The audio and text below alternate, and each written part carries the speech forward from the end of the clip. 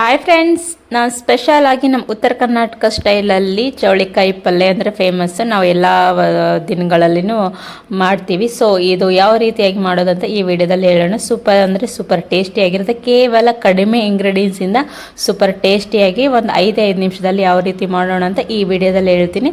ಯಾರೂ ಮಿಸ್ ಮಾಡದೆ ನೋಡಿ. ಸೊ ಒಂದು ಸಲ ನಿಮ್ಮ ಮನೇಲೇ ಮಾಡಿಕೊಂಡು ಟ್ರೈ ಮಾಡ್ಕೊಂಡು ತಿನ್ನಿರಿ. ಸೊ ಸೂಪರ್ ಟೇಸ್ಟಿಯಾಗಿರುತ್ತೆ. ಎಲ್ಲ ಜೊತೆನೂ ತಿನ್ಬೋದು. ಮೇಯ್ನಾಗಿ ನಾನು ಒಂದು 1/4 kg ಅಷ್ಟು ತೊಗೊಂಡಿದ್ದೀನಿ ಚೌಳೆಕಾಯಿ. ನೀಟಾಗಿ ಈ ಥರ ಸ್ವಲ್ಪ ಸಣ್ಣ ಸಣ್ಣಾಗಿ ಇಟ್ಟಿದ್ದೀನಿ. ಸೊ ಅದರಲ್ಲಿ ಏನೇನು ಇಂಗ್ರೀಡಿಯೆಂಟ್ಸ್ ಬೇಕಂದರೆ ಮೇಯ್ನಾಗಿ 2 ಚಿಕ್ಕದು ಈರುಳ್ಳಿ, 1 ಟೊಮೊಟೊ. ನೀವು ಯಾವ ಟೊಮೊಟೊ ಆದರೂ ತೊಗೋಬೋದು, ಆಪಲ್ ಆದರೂ ತೊಗೋಬೋದು, ಇಲ್ಲಾಂದರೆ ನಾಟಿ ಆದರೂ ತೊಗೋಬೋದು. ಸ್ವಲ್ಪ ಕರಿಬೇವು, ಕೊತ್ತಂಬರಿ, ಖಾರ, ಸ್ವಲ್ಪ ಕೊತ್ತಂಬರಿ, ಇಷ್ಟೇ ತೊಗೊಂಡಿರೋದು. ಮೇಯ್ನಾಗಿ ಇನ್ನೊಂದು ಪುಡಿ ಅಂದರೆ ಇದು ಶೇಂಗಾ ಮತ್ತು ಎಳ್ಳು 2 ಹುರಿದ್ಬಿಟ್ಟು ಮಿಕ್ಸಿಗೆ ಹಾಕಿ ಆಲ್ರೆಡಿ ಇಟ್ಟಿರ್ತೀನಿ. ನಾನು ಒಂದು ಬಾಕ್ಸ್ ಅಷ್ಟು ಇಟ್ಟಿರ್ತೀನಿ. ನನಗೆ ಯಾವಾಗ ಬೇಕು ಅವಾಗ ಯೂಸ್ ಮಾಡೋಕ್ಕೆ ಎಲ್ಲ ಪಲ್ಯಗಳ ಜೊತೆ. ಸೊ ಇಷ್ಟು ಇಂಗ್ರೀಡಿಯೆಂಟ್ಸಿಂದ ಸೂಪರ್ ಟೇಸ್ಟ್ ಯಾವ ರೀತಿ ಮಾಡೋಣ ಅಂತ ನೋಡೋಣ. ಮೇಯ್ನಾಗಿ ಊಟನ ಒಂದು 2 ವಿಸಿಲ್ ಹಾಕ್ಸೋಣ. ಯಾಕಂದರೆ ಅವು ನಮಗೆ 5 ನಿಮಿಷ 2 ರೀತಿ ಮಾಡ್ಬೋದು. ಈ ಊಟನ ಹುರಿದ್ಬಿಟ್ಟು ಮಾಡ್ಬೋದು, ಇಲ್ಲಾಂದರೆ ನಮಗೆ ಎಮರ್ಜೆನ್ಸಿ ಇದ್ದಾಗ ಈ ಥರ ನಾವು ವಿಸಿಲ್ ಹಾಕ್ಸಿನೂ ಮಾಡ್ಬೋದು.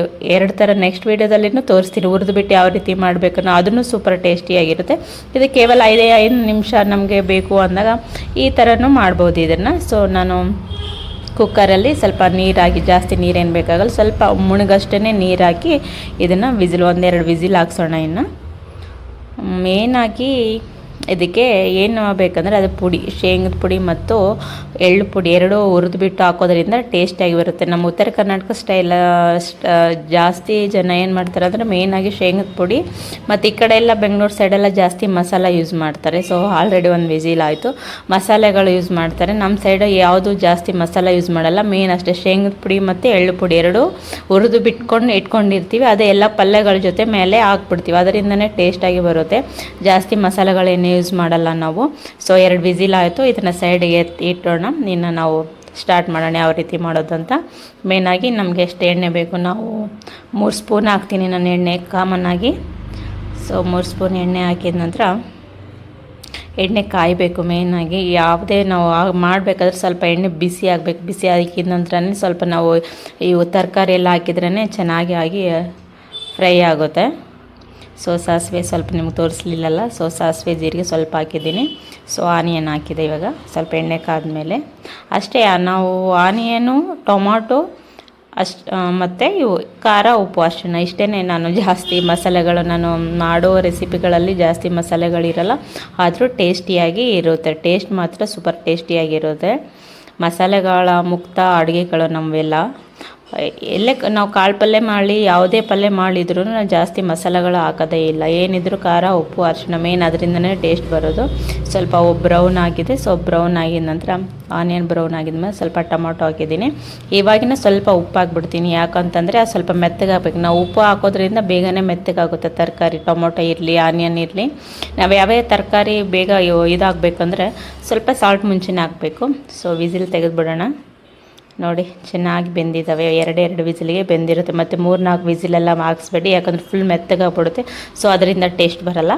2 ವಿಸಿಲ್ ಆದರೆ ಸಾಕಿನ್ನೋದಕ್ಕೆ. ಮೇಯ್ನಾಗಿ ನೋಡಿ ಎಷ್ಟು ಸಾಫ್ಟಾಗಿ ಬೆಂದಿದೆ. ಸೊ ಆಯಿಲ್ ಈ ಕಡೆಲ್ಲ ಸೈಡ್ ಬರ್ತಾಯಿದೆ. ಸೊ ಪಲ್ಯಗಳು ಸ್ವಲ್ಪ ಟೇಸ್ಟಿಯಾಗಿರ್ಬೇಕಂದ್ರೆ ಸ್ವಲ್ಪ ಆಯಿಲೂ ಇಂಪಾರ್ಟೆಂಟ್ ಆಗುತ್ತೆ. ಸ್ವಲ್ಪ ಆಯಿಲ್ ಯೂಸ್ ಮಾಡಿದ್ರೂ ಅಷ್ಟು ಟೇಸ್ಟ್ ಇರುತ್ತೆ, ಬಟ್ ತಿನ್ನೋಕ್ಕೆ ರುಚಿ ಅನಿಸಲ್ಲ. ನಮ್ಗೆ ರುಚಿ ಬೇಕಂದರೆ ನಾವು ಹೋಟ್ಲುಗಳಲ್ಲೆಲ್ಲ ನೋಡಿರ್ತೀವಿ. ಯಾಕಷ್ಟು ರುಚಿ ಇರ್ತದೆ ಅಂದರೆ ಅವ್ರು ಎಲ್ಲದಕ್ಕೂ ಜಾಸ್ತಿ ಆಯಿಲು ಮತ್ತು ಮಸಾಲೆಗಳು ಹಾಕಿರ್ತಾರೆ. ಸೊ ಹಂಗಾಗಿ ಟೇಸ್ಟ್ ಇರುತ್ತೆ. ಸೊ ನಮ್ಮ ಮನೇಲಿ ನಮ್ಗೆ ಎಷ್ಟು ಟೇಸ್ಟ್ ಬೇಕಂದರೆ ಸ್ವಲ್ಪ ಆಯಿಲ್ ಹಾಕಿ, ನಮಗೆ ಜಾಸ್ತಿ ಮಸಾಲೆಗಳು ಹಾಕ್ಕೊಲಾರ್ದೆ ಕೇವಲ ಇದು ಶೇಂಗದ ಪುಡಿ ಇರಲಿ, ಮತ್ತು ಗುರೋಳ್ ಪುಡಿ, ಇಲ್ಲಾಂದರೆ ಅಗಸೆ ಪುಡಿ, ಈ ಥರ ಪುಡಿಗಳ ಮೇಲೆ ಪಲ್ಯಗಳು ಹಾಕೋದ್ರಿಂದ ಟೇಸ್ಟಿಯಾಗಿ ಬರುತ್ತೆ. ಅದು ಮತ್ತು ನಮಗೆ ಹೆಲ್ತಿಗೂ ಇಂಪಾರ್ಟೆಂಟ್ ಅಲ್ವಾ. ಸೊ ಹಂಗಾಗಿ ನಾವು ಈ ಪುಡಿಗಳೆಲ್ಲ ಮೇಲೆ ಹಾಕ್ಕೋಬೋದು. ಈ ಮಸಾಲೆಗಳು ಬಿಟ್ಬಿಟ್ಟು ಈ ಪುಡಿಗಳು ಹಾಕೋದ್ರಿಂದ ಪಲ್ಯಗಳು ಟೇಸ್ಟ್ ಬರುತ್ತೆ. ಮಸಾಲೆಗಳಿಂದನೇ ಪಲ್ಯಗಳು ಟೇಸ್ಟ್ ಬರುತ್ತೆ ಅಂತೇನಿಲ್ಲ. ಸೊ ಹಂಗಾಗಿ ನಾವು ಜಾಸ್ತಿ ಅಂದರೆ ಮಸಾಲೆಗಳೇನು ಯೂಸ್ ಮಾಡಲ್ಲ. ಗರಂ ಮಸಾಲನೂ ಯೂಸ್ ಮಾಡಲ್ಲ. ಕೆಲವು ಪಲ್ಯಗಳಿಗೆ ಮಾತ್ರ ಗರಂ ಮಸಾಲೆ ಯೂಸ್ ಮಾಡ್ತೀನಿ. ನಾವು ಉಳಿದಿರೋ ಯಾವುದು ಪಲ್ಯಗಳಿಗೂ ಗರಂ ಮಸಾಲ ಯೂಸ್ ಮಾಡಲ್ಲ ನಾವು. ಸೊ ಎಲ್ಲ ಇದರಲ್ಲಿ ಹಾಕ್ಬಿಟ್ಟು ಫಸ್ಟ್, ಇನ್ನು ನಾನು ಖಾರ ಉಪ್ಪು ಹಾಕಿಲ್ಲ ಇದರಲ್ಲಿ. ಫಸ್ಟ್ ಇದು ಎಣ್ಣೆಲ್ಲೇ ಸ್ವಲ್ಪ ಫ್ರೈ ಮಾಡ್ತೀನಿ. ಫ್ರೈ ಆದ ನಂತರನೇ ಖಾರ ಉಪ್ಪು ಎಲ್ಲ ಹಾಕೋದು. ನೀಟಾಗಿ ಬೆಂದಿದ್ದಾವೆ ಇದು. ಸೊ ಸ್ವಲ್ಪ ಫ್ರೈ ಆಗಲಿ ಇದರಲ್ಲಿನೇ. ಇಷ್ಟೇ ನೀಟಾಗಿ ಫಸ್ಟು ಫ್ರೈ ಮಾಡ್ಕೋಬೇಕು ನಾವು ಇದನ್ನು. ಖಾರ ಉಪ್ಪು ನಂತರ ಹಾಕ್ಬೇಕು. ಇದು ಸ್ವಲ್ಪ ಇದರಲ್ಲಿ ಎಣ್ಣೆಯಲ್ಲಿ ಫ್ರೈ ಆದ ನಂತರ ಖಾರ ಉಪ್ಪು ನಾವು ಆಲ್ರೆಡಿ ಉಪ್ಪು ಸ್ವಲ್ಪ ಹಾಕಿರ್ತೀವಿ, ರುಚಿಗೆ ಬೇಕಿದ್ರೆ ಸ್ವಲ್ಪ ಹಾಕ್ಬೇಕು. ಈಗ ಸ್ವಲ್ಪ ಅರಿಶಿಣ, ಖಾರ, ಉಪ್ಪು, ಕೊತ್ತಂಬರಿ ಇವಾಗ ಹಾಕೋದು. ಯಾಕಂದರೆ ಸ್ವಲ್ಪನೇ ಹಾಕಿರ್ತೀನಿ.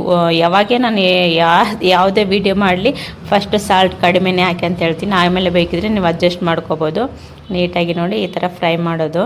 ಸ್ವಲ್ಪ ಏನಿಲ್ಲ, ಸಿಂಪಲಾಗಿ 5-5 ನಿಮಿಷದಲ್ಲಿ ಆಗುತ್ತೆ. ಸ್ವಲ್ಪ 1-2 ನಿಮಿಷ ಆ ಥರ ಫ್ರೈ ಆದ ನಂತರ ಅದನ್ನ ಕೊನೆಯದಾಗಿ ಇದು ಪುಡಿ ಹಾಕ್ಬೇಕು ಅಷ್ಟೇ. ನೋಡಿ ಎಷ್ಟು ಎಮ್ಮಿ ಟೇಸ್ಟಿಯಾಗಿರುತ್ತೆ. ಇದು ಅನ್ನ ಜೊತೆನೂ, ಚಪಾತಿ ಜೊತೆ ಎಲ್ಲ ಜೊತೆನೂ ತಿನ್ಬೋದು. ಇದು ರೊಟ್ಟಿಗೆ ಅಂದರೆ ಇನ್ನೂ ಸೂಪರ್ ಕಾಂಬಿನೇಷನ್. ಇದು ನಮ್ಮ ಸೈಡ್ ಜಾಸ್ತಿ ರೊಟ್ಟಿ ಮಾಡೋದ್ರಿಂದ.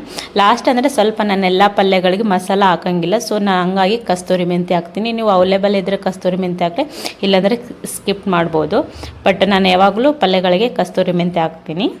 ಸೊ ಇಷ್ಟೇ ನೋಡಿ, ಸ್ವಲ್ಪ ಎಣ್ಣೆಲ್ಲ ಬಿಡ್ತಾ 1-2 ನಿಮಿಷ, ಇನ್ನು ಅದು ಮೇಲೆ ಪುಡಿ ಹಾಕಿದ ನಂತರ 2 ನಿಮಿಷ ಬಿಟ್ಬಿಡ್ಬೇಕಿನ್ನು.